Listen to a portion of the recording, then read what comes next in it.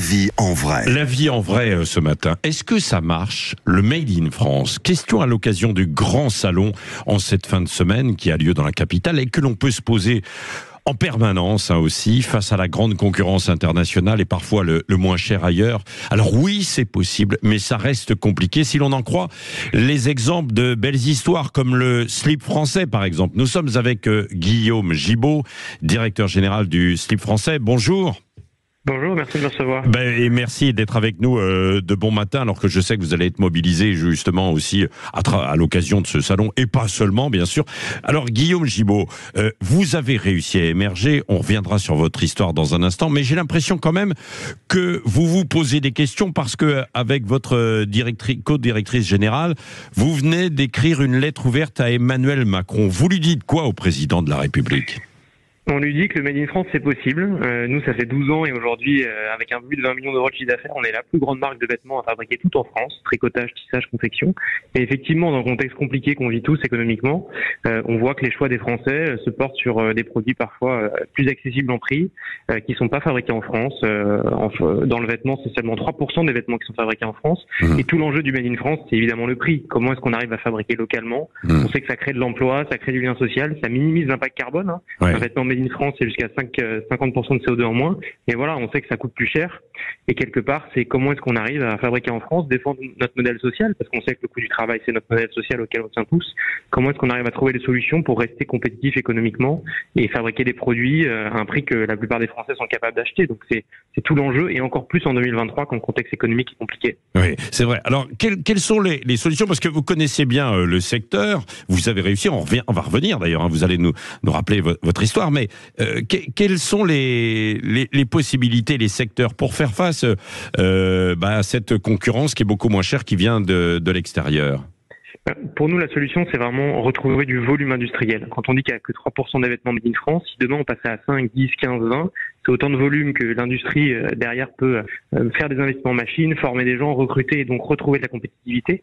Et pour moi, c'est volume, et c'est ce qu'on demande ce qu'on a demandé à Bercy, et c'est ce qu'on redemande par cette pétition effectivement qu'on a lancée hier. Oui. Et on appelle tout le monde à la soutenir.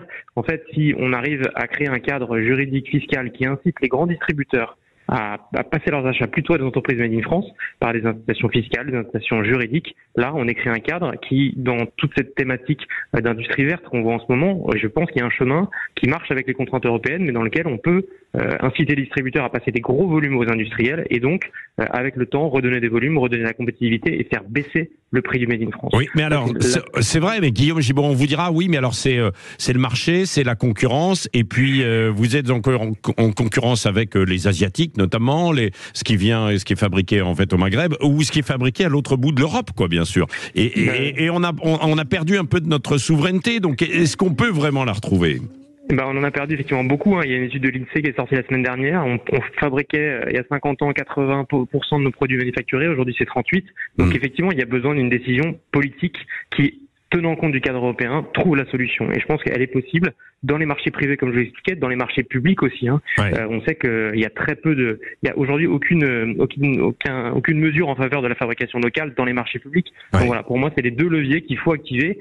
Il y a un cadre européen, bien sûr, mais il y a l'industrie verte et on sait qu'on génère moins de carbone en France. Donc ça, pour moi, c'est un argument massu. Il faut qu'on arrive à écrire un cadre économique qui encourage ces boîtes Made in France. Oui, c'est un peu comme ça s'est fait aux États-Unis, où on a répliqué un petit peu aux Asiatiques avec un acte, je ne sais plus comment il s'appelle, c'est le Patriot Act, je crois, c'est ça. C'est sûr que chaque pays essaie de trouver sa façon de l'écrire. Nous, en tout cas, ce qui est certain, c'est que les Français tiennent à ce Made in France. Et ils ont compris que ça crée de l'emploi, ça crée du lien social, c'est moins de carbone. Voilà, c'est l'affaire de tout le monde. Donc maintenant, à nous de trouver l'écriture. C'est vrai, ils ont compris, sauf que quand ils vont acheter, bien souvent, ce qu'on leur présente et ce qu'on leur offre, c'est des produits qui sont fabriqués à l'autre bout de la planète et qui sont moins chers, quoi. Ouais, exactement. Mais je pense qu'on peut trouver des solutions. Nous, c'est ce qu'on a fait cet été. Je ne sais pas si vous avez vu passer, mais on a fait une campagne de précommande nationale. Normalement, nos sous-vêtements valent 40 €, ce qui à 40 € n'est pas le slip de tous les Français. Mais on s'est dit, si on arrive à trouver du volume et fabriquer nos sous-vêtements par 50 000, ce qui commence à être un vrai volume industriel, là, on est capable de baisser le prix et donc on a réussi à vendre 50 000 slips à moitié prix, et donc à 20 €. Donc encore une fois, c'est pas encore le slip de tous les Français à 20 €, mais ça montre qu'on est capable, s'il y a du volume, Si aussi tous les consommateurs sont engagés avec nous, votent sur une pétition ou précommandent ou acceptent de jouer le jeu, en fait, on arrive à trouver des solutions en impliquant tout le monde et on a réussi à diminuer le prix de notre produit par 2. Donc ça prouve que l'industrie, elle est capable de répondre si le grand public la suit et participe au projet et si évidemment le gouvernement nous donne un cadre qui nous permette de bien travailler et d'écrire dans le temps. Bon, écoutez, on va relayer en tout cas cette pétition. On la trouve où, cette pétition, Guillaume Gibault, pour le grand public? Sur Internet ou sur notre site leslibfrançais.fr, en un clic sur la plateforme mesopinions.com. Oui. Bon, et puis d'un mot aussi quand même, il nous reste une petite minute, Guillaume Gibault. L'histoire, comment vous l'avez lancé, le slip français. On en avait déjà parlé l'année dernière quand vous aviez été lauréat, mais redites-le quand même. Écoutez, c'est un pari avec des copains de monter une marque de slip et c'est vrai que j'aurais jamais imaginé que 12 ans plus tard, on soit aujourd'hui la plus grande marque à tout fabriquer en France, encore une fois. Tissage, tricotage, confection, on a 90 emplois directs, 300 emplois indirects auprès de 80 partenaires partout en France.